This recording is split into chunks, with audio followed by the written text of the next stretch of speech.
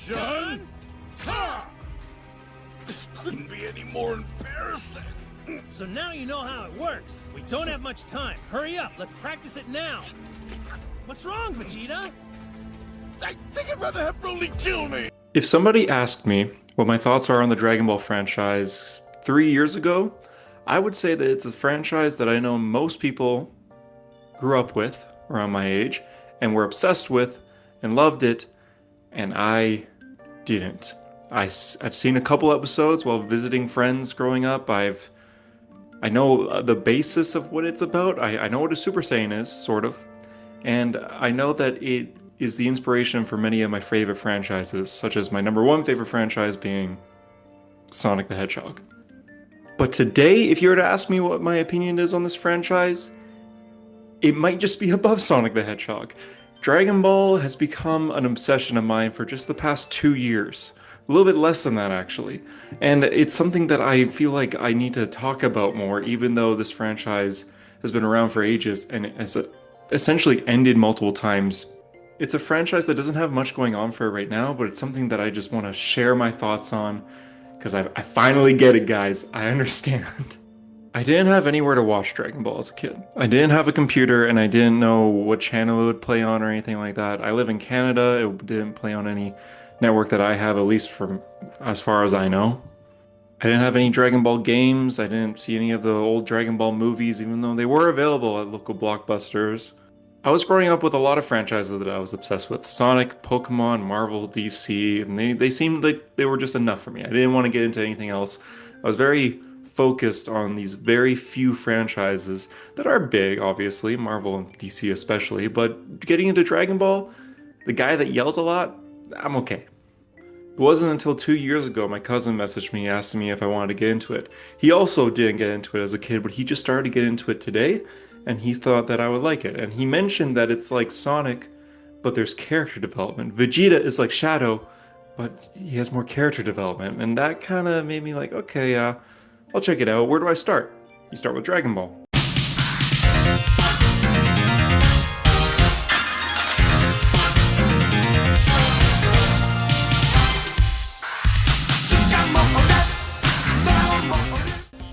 Okay, so I tried Dragon Ball. I tried watching Dragon Ball. And after a few episodes, I didn't really like it that much. It's aged poorly. I didn't like anything to do with Master Roshi and Bulma during the series.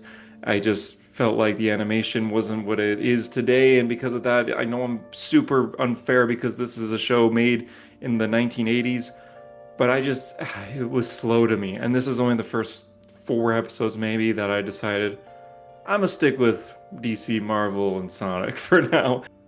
It was always something that I planned to go back to, but it just, those first few episodes made me not really motivated to continue. Until Dragon Ball's creator, Toriyama, passed away. This was about 2 months after I decided to get into Dragon Ball, and I was very slow, but as soon as his death hit, everywhere you look online, everyone's mourning his loss. Everyone's doing the spirit bomb. They're talking about their favorite moments of Dragon Ball, their favorite parts of Dragon Ball growing up as a kid, or how they still love it as an adult. And it really started to hit me that I don't get it, but I want to get it. And it wasn't his death necessarily that impacted me to start. It was a video by Zed Tabani. Zed Tabani is a YouTuber that usually does news videos. He talks about the news every week. In fact, he raps the news every week. That's his whole channel, where he takes everything that happened during that week and he'll make a song over it.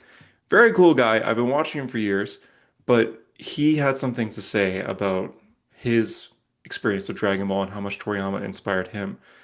Toriyama is probably the most influential artist in the last century, next to Jack Kirby. I'm still crying a little bit. I'm like trying not to get emotional. But if you don't know what all the fuss is about, if you don't know why he impacted so many people, I promise you, go crack open a volume of Dragon Ball and fall in love. Zed Tabani's video made me go back and try Dragon Ball Z instead. I skipped Dragon Ball originally, and I just decided to start at the beginning of Dragon Ball Z and watch from there, and almost immediately I was hooked. Don't stop, we're in luck now. Don't stop, there's so much to be.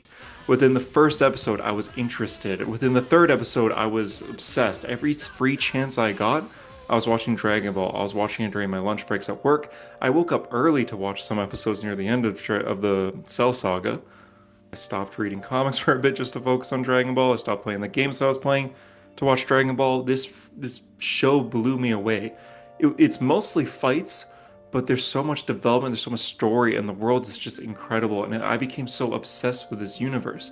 Seeing Goku turn Super Saiyan for the first time blew me away. Even though I knew it was coming, even though I knew what Super Saiyan was, it still made me so motivated that I went for a run afterwards.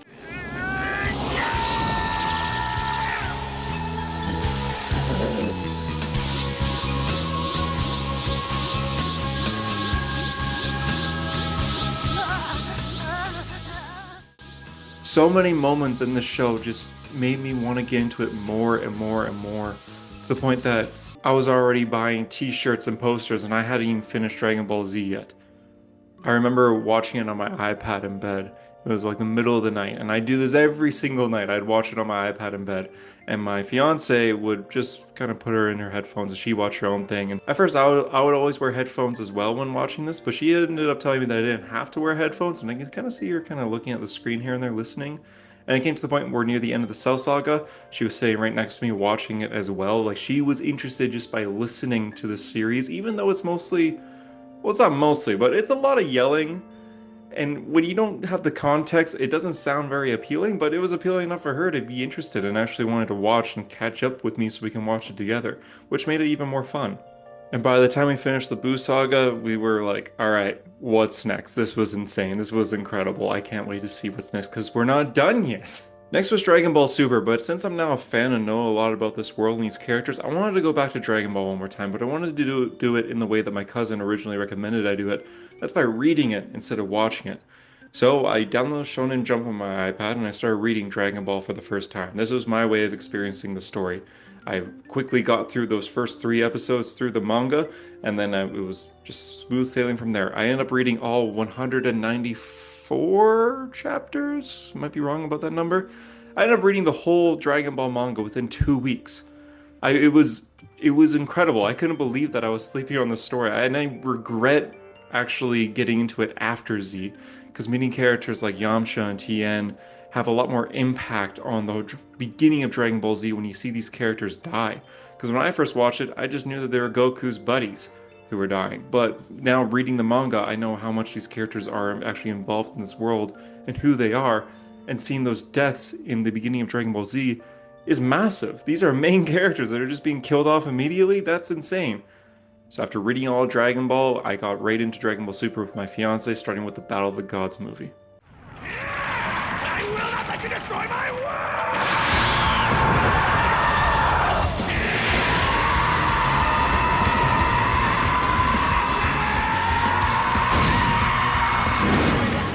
Seeing this franchise now having such a big quality animation, this is movie quality animation, was really cool to see. Seeing these fight scenes, even though the movie isn't the best thing Dragon Ball's ever made, I think it is still a great movie. It has a lot more lore to it. I think Super Saiyan God is so cool. I love when these characters change different colors. Blue, yellow, pink. Whatever, man. Just keep bringing me that. And it added Beerus and Whis, who are 2 incredible characters that I couldn't see Dragon Ball moving forward without them. I remember around this time when we finished Battle of the Gods, my cousin who told me to get into Dragon Ball was visiting me.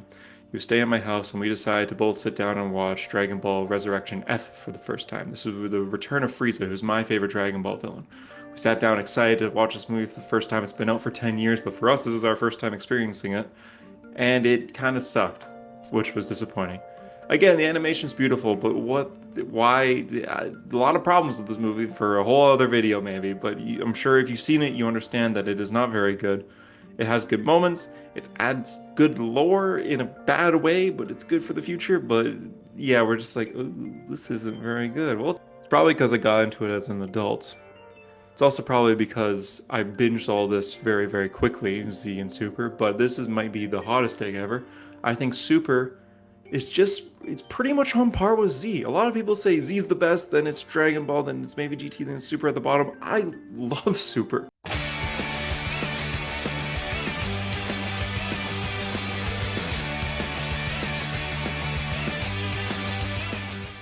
avoiding the first two arcs since they became movies, but starting with that tournament arc at the beginning, then the Goku Black, then Tournament Power, so on and so forth. I think Super is incredible. I love it so much. It is a franchise that I feel like maybe means a little bit more to me, which I'll get into in a minute here, but I think Super is fantastic. Goku is a little dumb at times, the animation can be a little poor at times, but the overall story and the world building and the continuation of this franchise that ended so long ago, I think they did a great job. Super is definitely an anime that gets better as it goes. I watched Super up till the end, and then I started reading when I got caught up with the manga, so I'm like a mix of like reading the manga and watching the anime here, as well as the movies. Super means a lot to me. I think as we went on watching it with my partner the whole way through from beginning to end makes it a bit more special. Goku Black is a really cool villain. I think Zamazu is just an incredible character, and that whole arc was way better than I thought it would be. I went into Super not really knowing anything about it besides that Super Saiyan Blue was a thing, so actually like getting to experiencing these things without spoilers since I wasn't in the community before. Someone told me a Dragon Ball spoiler years ago, I wouldn't have remembered it because I didn't care, but now I'm watching it blind. I'm experiencing all of these things without spoilers. Super Saiyan Blue was a little bit shocking to me. I've seen it before, but I didn't really know what it was. And even going back to Z, when Goten was revealed, that's a major Dragon Ball character. That's Goku's second son, and I had no idea he even existed. I was shocked. I remember Googling it after, like, who the heck is this character? And why have I not heard of this? I've heard of Gohan, I've heard of Vegeta and Trunks, and I've heard all these characters, but Goten? Guess it makes sense why I haven't heard of him since he doesn't do too much. But still, it's cool to see these things that I don't have spoiled for me as an adult. I think the reason why Dragon Ball Super means so much to me, and Dragon Ball in general, is because of this moment.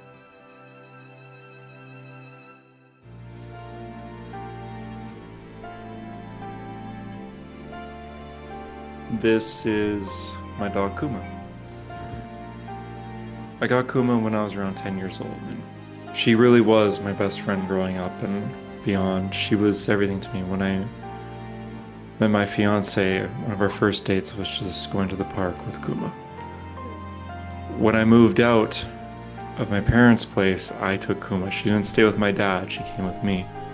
My camera roll is still forever full of photos of her and videos of her.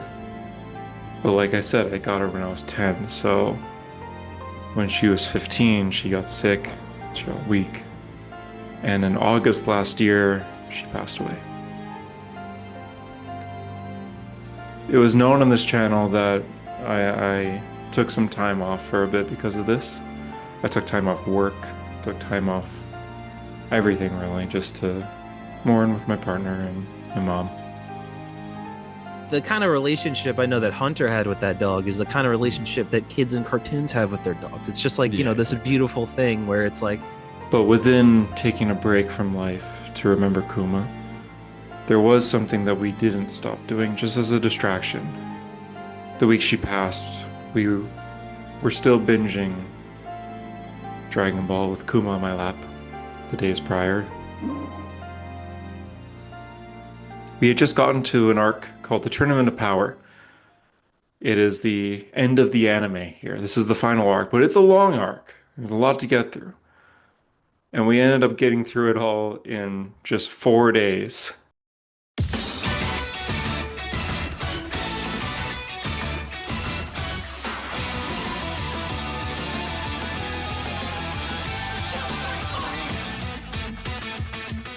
It, to me, is the most exciting Dragon Ball arc. It is a great distraction if you're looking for something to distract yourself with. It's a tournament of the multiverses where several worlds have to select 10 fighters to fight in a battle royale tournament. If you lose that battle royale, your universe gets eliminated. It's high stakes, it's intense, it's really cool to see these characters fight, characters that they've never encountered before, as well as team-ups that you wouldn't expect. You get new power-ups, you get incredible animation, intense music, amazing speeches by Vegeta especially, and just an overall perfect sort of battle. You know, I was sad during this time, obviously, but seeing this moment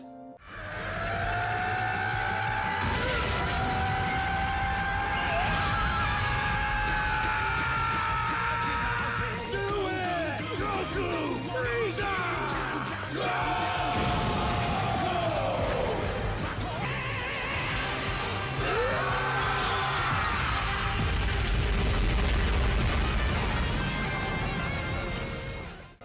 Made me so excited, which is exactly what I think I needed. I remember my partner and I were actually like getting off of our couch and standing over this as if we're watching like the finals of a sports game. Characters are being eliminated and we're yelling at the TV over it. It was so exciting and so hype, and I have pictures on my camera roll of my partner on the floor like so close to this TV screen because we just found out that a character that we thought was eliminated wasn't actually eliminated. Could be a little bit cheesy, but for us it was so exciting and intense, and it was everything that we could have wanted for this Tournament of Power arc. Goku was a good distraction, and after this I got a tattoo of Goku to kind of like, I don't know, I got a lot of tattoos of just franchise stuff, and I felt like Dragon Ball deserved a spot on my tattoo list here.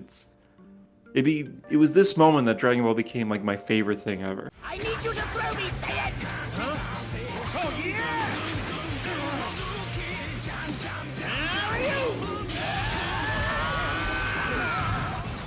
And there was still more to go. After this, we watched Dragon Ball Broly, which was the greatest Dragon Ball movie ever. It might be the greatest thing in Dragon Ball, period.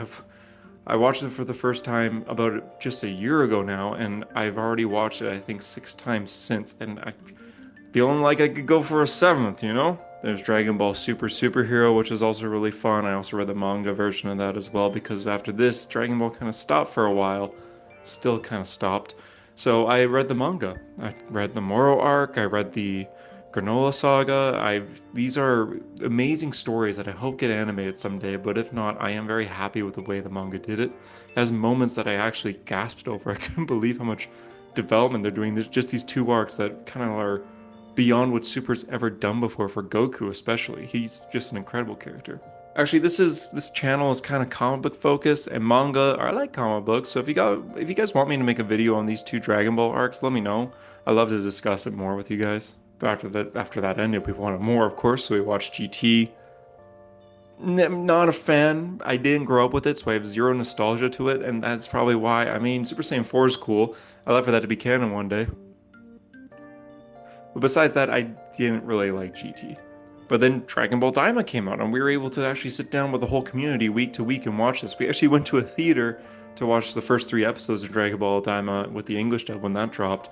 And that was cool just to be in like a theater full of Dragon Ball fans all wearing Dragon Ball shirts, and I'm like the one new guy there, but I still understood the franchise, and it was cool to like laugh in front of the screen and get excited, and everyone clapped when the logo first appeared of Dragon Ball Daima. Like it was cool to be back in that franchise that I finished like 2 weeks before this series came out, but it's fine.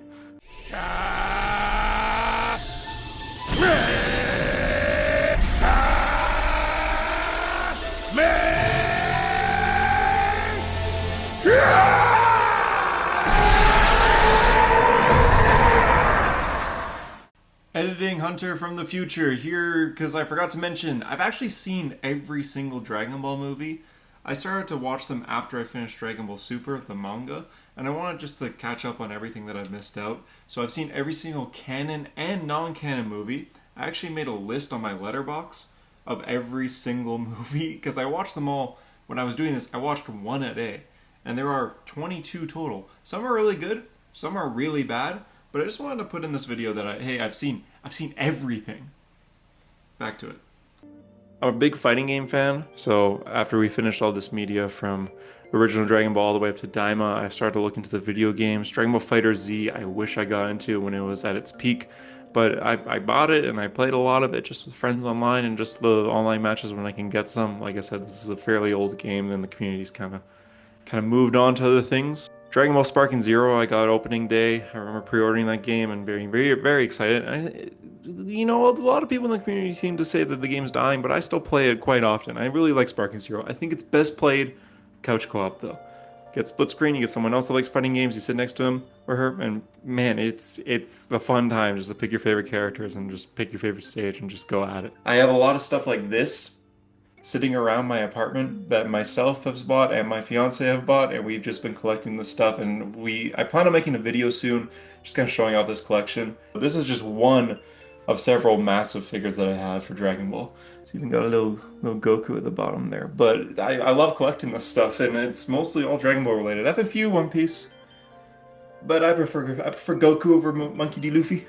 If you guys like this, let me know. If you guys want to see me talk more about One Piece, let me know. Or Dragon Ball, let me know. Or other manga or anime things. I seem to be focusing on that kind of the side of media. You know, this is a shared YouTube channel, and we already have a lot of guys talking about comics on here, so I'd like to talk more about manga here, just to kind of differentiate my videos from the others, but please let me know. Check out the podcast, check out the rest of our videos, check out my One Piece tier list video that I did like a month ago. WAP!